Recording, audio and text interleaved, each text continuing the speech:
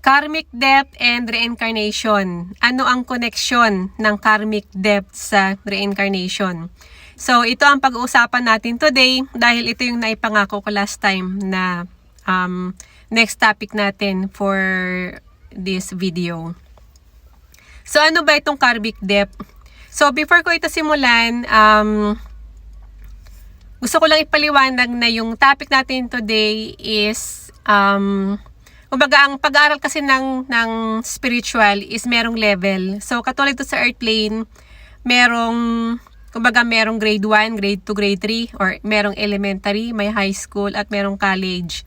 So, sa pag-aaral ng spiritual, meron din itong level. Depende sa level ng consciousness mo.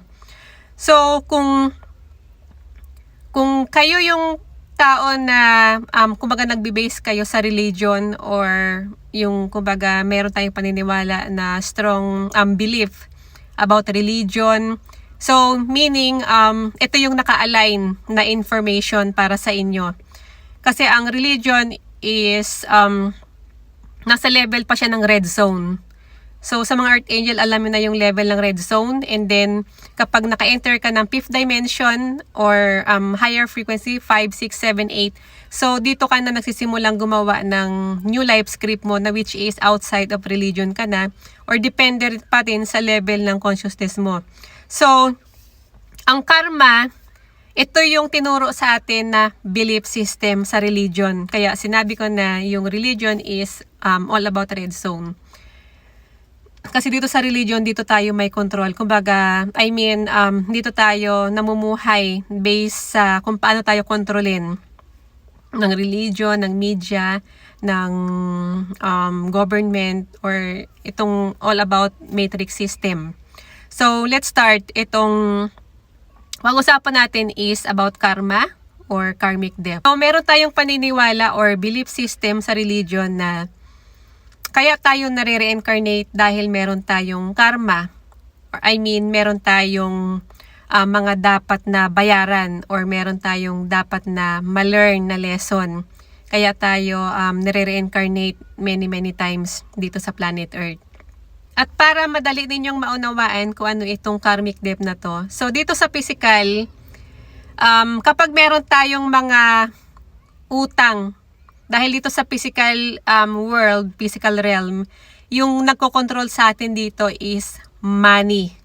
So, kung meron kang utang, may utang ka sa bangko, may utang ka sa tao, so, nakakaroon ka ng tinatawag na debt or kumbaga, meron kang mga utang na hindi mo nababayaran. So, ito yung nagkakaroon tayo ng debt. So, dito sa earth plane, yung tumatakbo na pinaka-energy natin dito is money. Kasi kung walang money, walang energy. Walang kikilos, walang gagawa ng action kung walang kapalit na money. So, when it comes to spiritual realm or spirit realm, ang kabayaran mo dito is yung energy mo.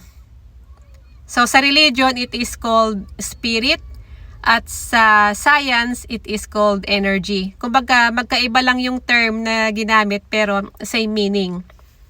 So, let's say yung God energy. So ito yung kumbaga ito yung spirit, ito yung pure energy, kumbaga organic energy. Itong physical realm natin, ito yung tinatawag na inorganic, kumbaga gawa lang ng tao, maraming energy na gawa lang ng tao.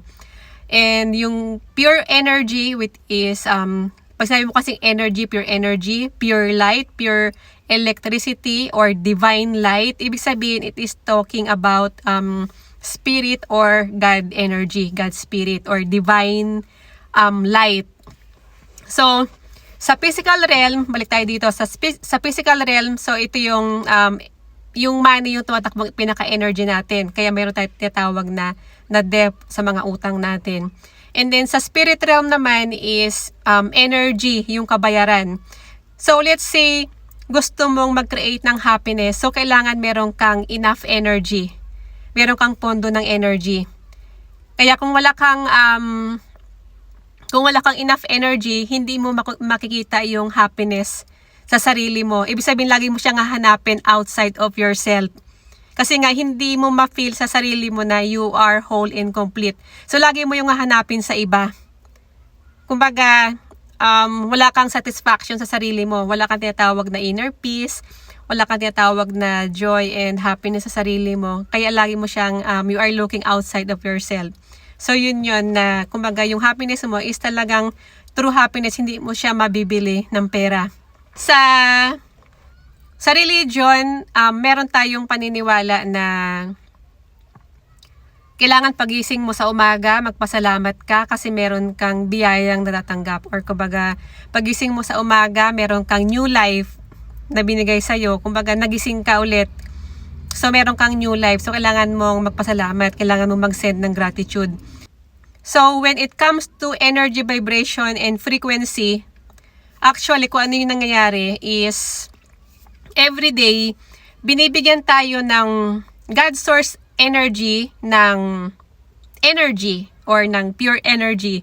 So, itong energy na to, ito yung nagsisilbing energy mo sa buong araw. Kasi 'di ba, kailangan natin ng energy every time na lalakad tayo or tatakbo tayo, walking, eating, running, or yung heartbeat mo, it needs energy. So, lahat ng gagawin natin, it needs energy. Yung mental energy natin, sa pag-iisip natin, kailangan meron tayong good energy para makapag-isip tayo. So, kailangan ng energy, lahat. So, tuwing umaga, binibigyan tayo ng energy supply. I will call it energy supply. Para yung energy supply na yan, magagamit mo yan sa buong maghapon.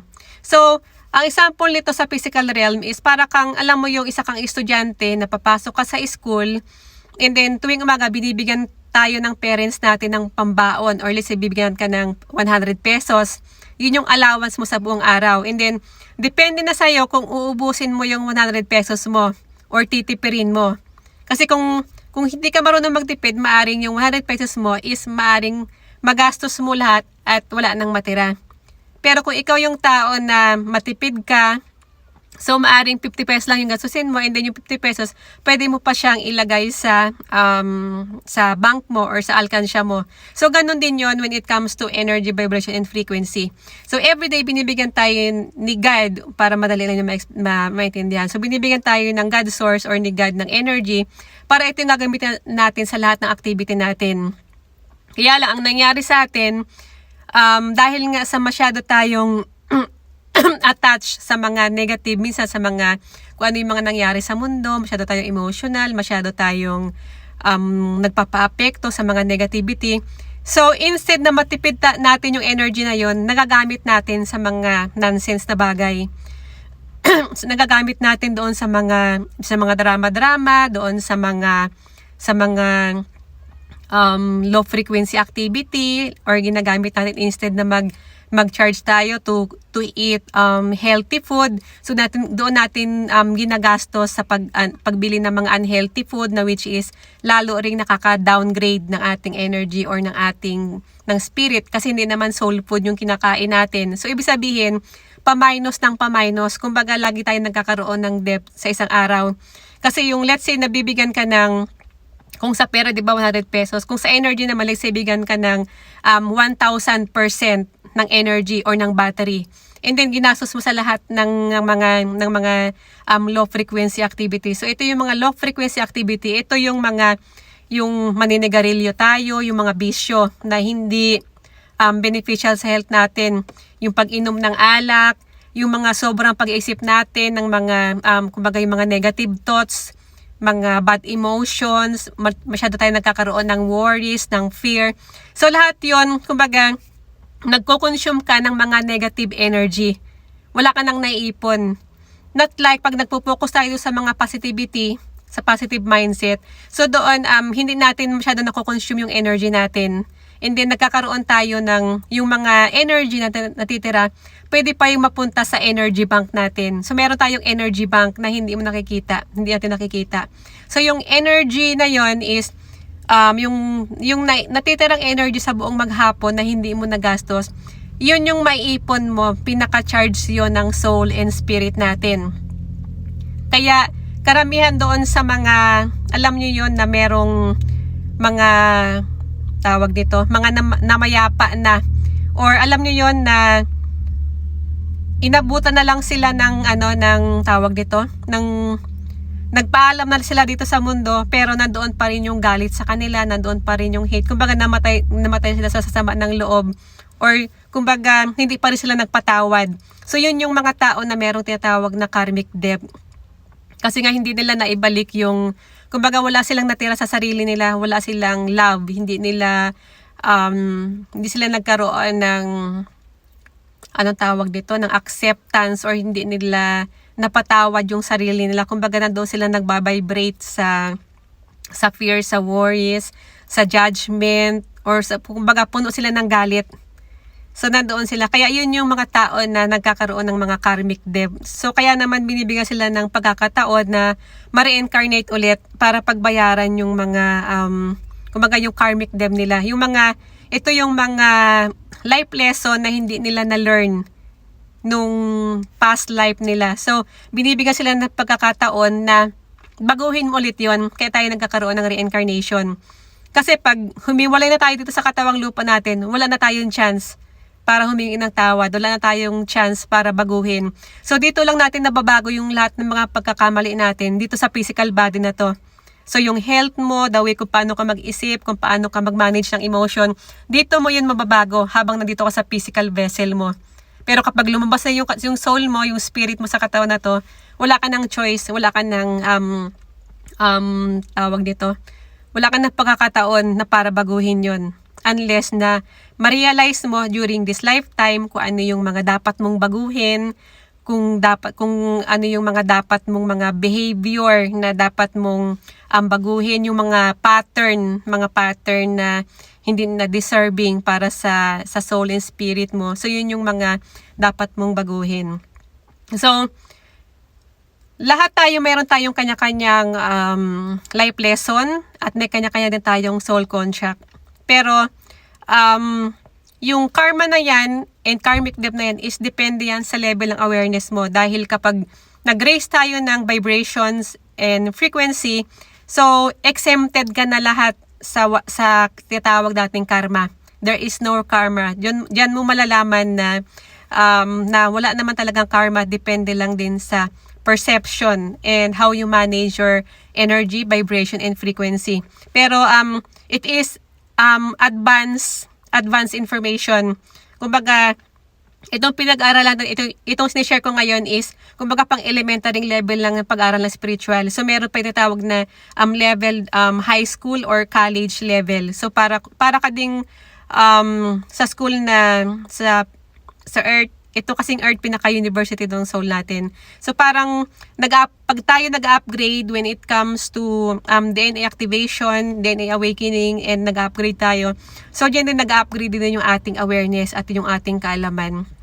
So next time ulit natin i-continue ang usapan na yan dahil masyado pang mataas. We need higher level of awareness para maintindihan natin itong advanced information na ito. So thank you so much and have a great day.